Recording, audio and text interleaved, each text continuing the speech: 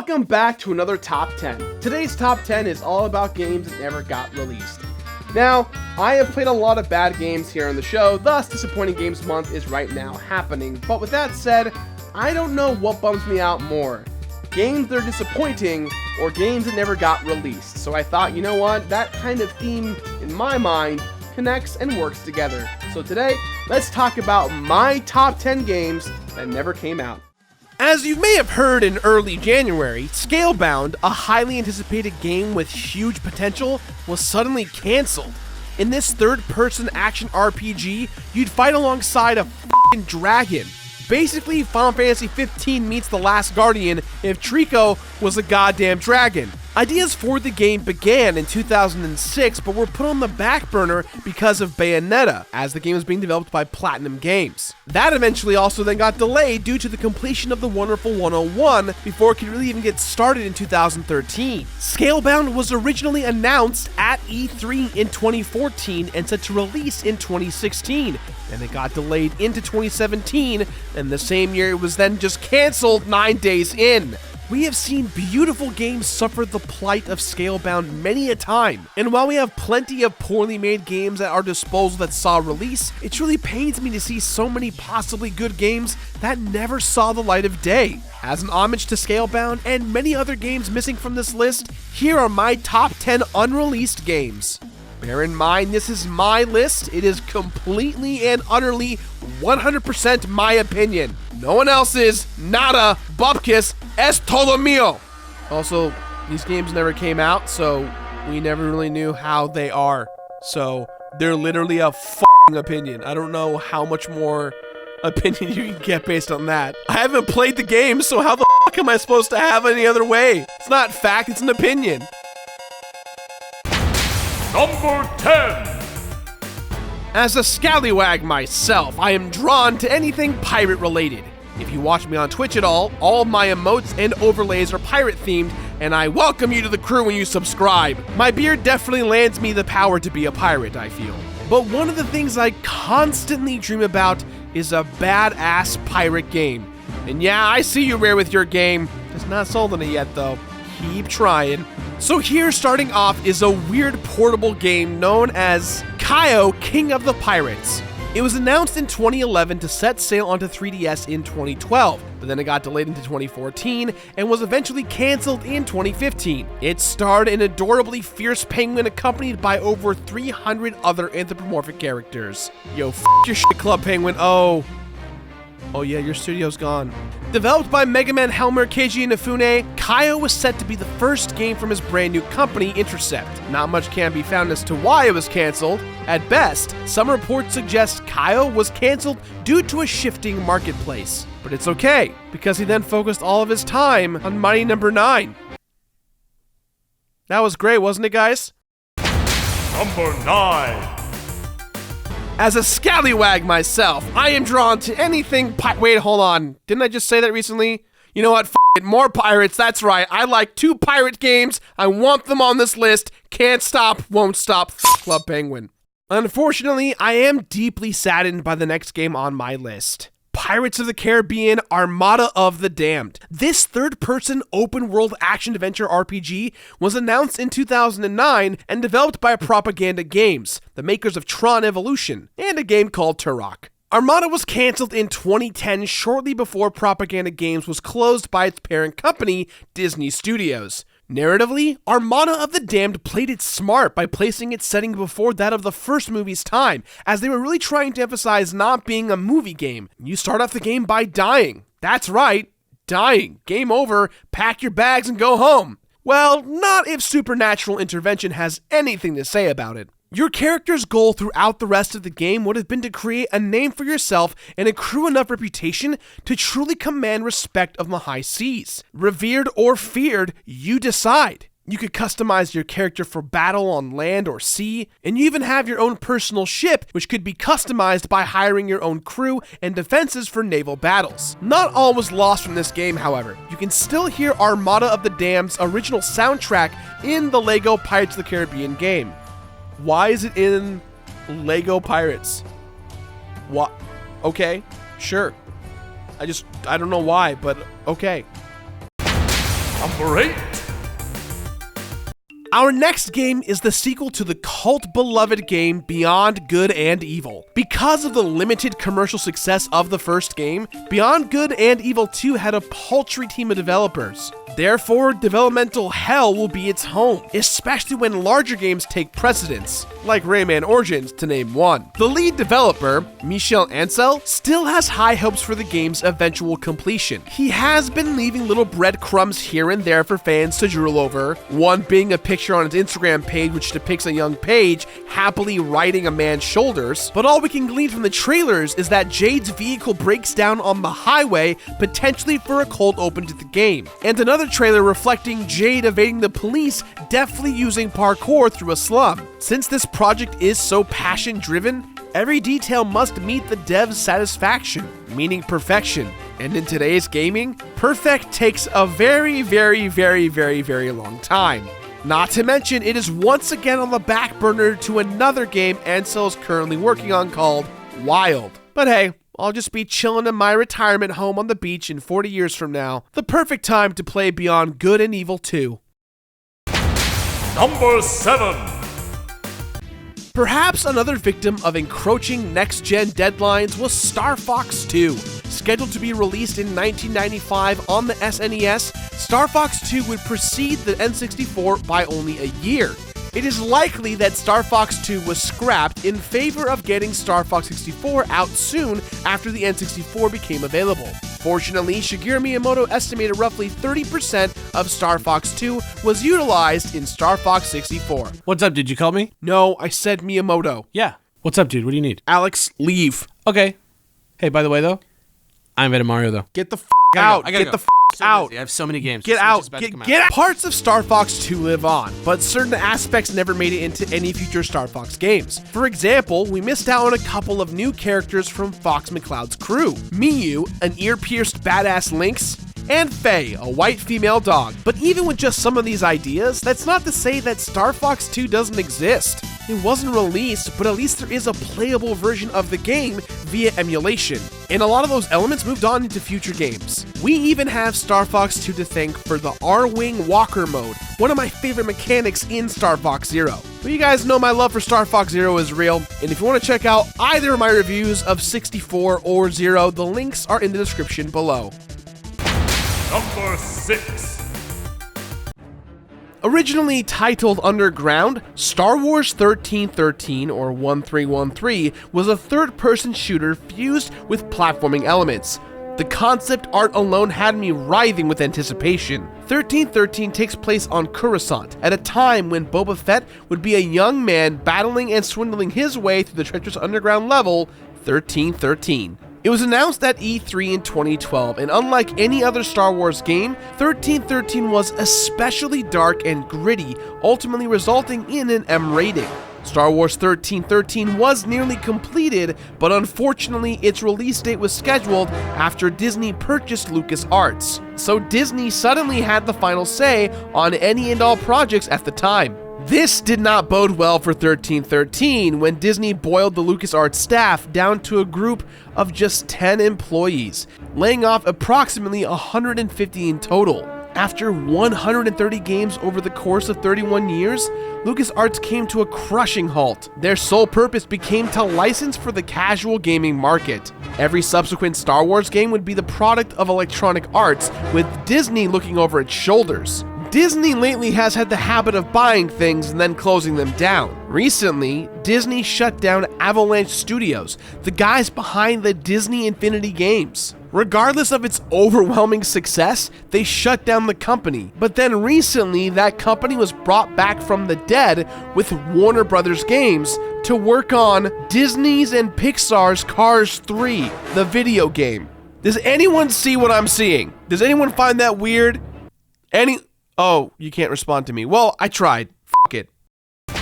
Number 5. As a big fan of the Starcraft series, it pains me to introduce number 5 on my list. Announced in September of 2002, Starcraft Ghost was going to be a stealth third-person shooter set in the Starcraft universe. Blizzard, in conjunction with Nihilistic Software, planned to release this on the GameCube, Xbox, and PlayStation 2. Not only do we get to play as Nova the sniper, but she was going to have sniper rifles, grenades, shotguns, and even a flamethrower. Nothing more covert than a blazing inferno, am I right? Along with her arsenal, Nova's psionic powers could be customized to improve her speed and reflexes. Perhaps after StarCraft was ported to the N64, Starcraft Ghost was supposed to create a more stable foothold for Blizzard in the console market. After several delays, being announced again at 2005's E3, and then being put on indefinite hold due to the new generation of consoles coming to the market, StarCraft Ghost's release was not looking good. And from there, for some reason, it took roughly 9 years after the 7th generation consoles started rolling out for StarCraft Ghost to be officially cancelled in 2014. And just last year, we saw the release of StarCraft 2's Nova Covert Op expansion missions, which was vastly a different game narratively and prospectively, but it still was a game in which Nova was being Nova. As far as I'm concerned, Covert Ops is the spiritual replacement to StarCraft Ghost. StarCraft Ghost is still with us in spirit. In ghost spirit. The game is a ghost. Number 4. Number 4 on my list comes from a series near and dear to my heart, Mega Man. The most upsetting out of all of the unreleased Mega Man games was Mega Man Legends 3. First announced in late 2010 for the 3DS, Mega Man Legends 3 was cancelled in July of 2011. The main developer, Keiji Inafune, left the team and wanted to continue production, but Capcom had other plans. Yet they still assured fans that the project would continue as planned. Unbeknownst to fans, Mega Man Legends 3 hadn't even technically been greenlit. Soon after the cancellation, Capcom Europe's Twitter went as far as to blame low fan interest for the failure of the game. And of course, they then backpedaled after fan backlash. There's even a whole Facebook page dedicated to the hope of one day making Mega Man Legends 3 a reality. The closest we ever got to another Mega Man game was when Inafune came out with Mighty Number 9, a sort of spiritual successor to Mega Man. But more importantly, Inafune also wanted to do a spiritual successor to Mega Man Legends with Red Ash. But we all know how both of those ended up. Remember that shit? Not in my house, nah, f that. Both those games were not a part of my Mega Man whatsoever. To be fair, I did back Mighty Number 9. I fell for the Keiji Inafune Kool-Aid, so I deserve every bit of criticism. But let's be real, how did Keiji Inafune and his team f*** up both the Kickstarters for Mighty Number 9 and Red Ash? Also, there was a Mighty Number 9 cartoon. I haven't heard shit about that. It even got kickstarted. Remember that? No, none of you do, because all of us want to forget about everything that he's done in the past few years. Roasted! Number 3. New consoles once again reap another victim, this time in the form of Earthbound 64. The perpetrator, none other than the Nintendo GameCube. Now, the order of the Mother series is as follows. Mother on the NES, exclusive to Japan. Then Earthbound, aka Mother 2, for the SNES, the only one that was released officially in the US. And then there was Mother 3 for the Game Boy Advance, which technically was originally Earthbound 64 for the N64. Mother 3 was solely released in Japan, but it did get an incredible fan translation by Clyde Tomato. We did a completionist video on it a few years ago and did a full-on Super Beer Bros playthrough of it as well. As we all know, Earthbound 64 was never released, but because Mother 3 was released and it borrows a lot of the same elements and early works of Earthbound 64, people have speculated that Mother 3 is essentially Earthbound 64. As time went on, during the planning of Earthbound 64, the GameCube's development cycle caught up and unfortunately made Earthbound 64 an unlikely candidate for official release. Strangely, the series as a whole was super successful in Japan, but at the time, it never really struck a chord in America. And for that matter, not even one of the games was released in Europe until the most recent re-releases on the Wii U Virtual Console. However, that's because in the most recent years, the Mother series has skyrocketed in popularity here in the States and worldwide, with fans demanding an official release of Mother 3. But think of a game like Earthbound or Undertale on the N64 engine. To experience them in 3D graphics would be a completely new, exciting flavor at the time. Nowadays, they're perfect just the way that they are. And that's the thing. Polish on the N64 was something only a few developers were actually able to accomplish. Number 2. One of the biggest surprises we saw in Gamescom 2014 was an indie-developed horror game that featured a crazy environment that got worse and worse as it went on. It was truly terrifying. Yet, as the rest of the world went deeper and deeper and deeper into the rabbit hole, we found out that this indie-developed game wasn't indie-developed at all. If one unlocked the true ending of the demo, they would discover that this game was a reboot of Silent Hill. Announced in 2014, Silent Hills was jam-packed with lots of juicy controversy. After Silent Hills was cancelled, Playable Teaser, or PT as it was known to be, was removed from the PlayStation Store and prohibited from being reinstalled, and therefore it became super valuable if you were able to trap or hardlock it into your PS4. NBD, I've got one.